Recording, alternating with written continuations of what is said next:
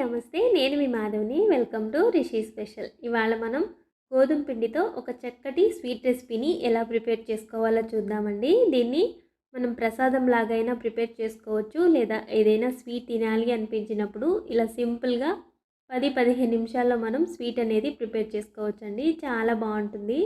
So వీడియోలోకి వెళ్ళే ముందు ఫస్ట్ టైం కనుక నా వీడియోస్ చూస్తున్నట్టయితే ఖచ్చితంగా లైక్ చేసి మీ కామెంట్స్ అనేవి నాకు తెలియజేయండి.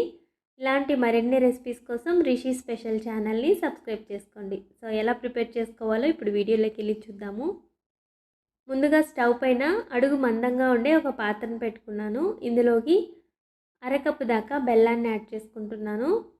అలాగే 1 కప్పు దాకా వాటర్ని యాడ్ చేసుకొని బెల్లం పూర్తిగా కరిగిపోయేంత వరకు ఈ విధంగా బాగా మరగనివ్వాలి. చూసారు కదా, బెల్లం మొత్తం బాగా కరిగిపోయింది. ఈ విధంగా బాగా కరిగిపోయిన తర్వాత ఇందులో ఏదైనా నలకలో ఇవి ఉంటే దీన్ని వడకట్టుకొని పక్కన పెట్టుకుందాము. ఇప్పుడు స్టవ్ పైన మరొక ప్యాన్ పెట్టుకుందాము. ఇందులోకి అరకప్పు దాకా గోధుమ పిండిని యాడ్ చేసుకుంటున్నాను. మంటని లో ఫ్లేమ్లోకి అడ్జస్ట్ చేసుకొని 4-5 నిమిషాల పాటు ఇలా కలుపుతూ వేయించుకున్నారంటే గోధుమ పిండిలో ఉండే పచ్చివాసన మొత్తం పోయి మంచి ఫ్లేవర్ వస్తుందండి.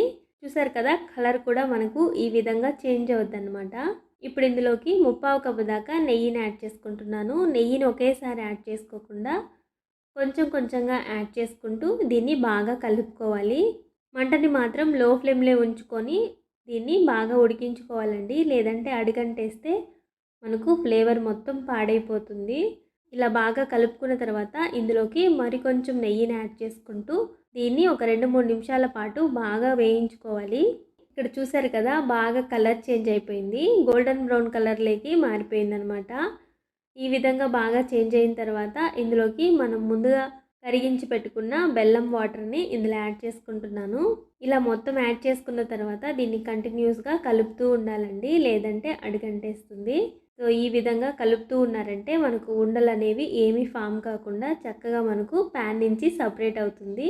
ఈ విధంగా బాగా కలుపుకుంటూ ఉన్నారంటే మనకు ప్యాన్ నుంచి పూర్తిగా మనకు హల్వా అనేది సపరేట్ అయిపోతుంది. సో ఈ విధంగా సపరేట్ అయిపోయిన తర్వాత ఇప్పుడు ఇందులోకి మరికొంచెం నెయ్యిని యాడ్ చేసుకుంటూ ఈ విధంగా బాగా కలుపుకోవాలండి. చూసారు కదా, సైడ్స్ అంతా నెయ్యి అనేది ఇలా సపరేట్ అయిపోయింది. ఇప్పుడు దీన్ని ఒకసారి బాగా కలుపుకొని ఇందులోకి సన్నగా కట్ చేసి పెట్టుకున్న బాదం పలుకులు 1 స్పూన్ యాడ్ చేసుకుంటున్నాను. అలాగే సన్నగా కట్ చేసి పెట్టుకున్న జీడిపప్పు పలుకులు 1 స్పూను, సన్నగా కట్ చేసుకున్న పిస్తా పలుకులు 1 స్పూన్ యాడ్ చేసుకొని దీన్ని ఒకసారి బాగా కలుపుకోవాలి.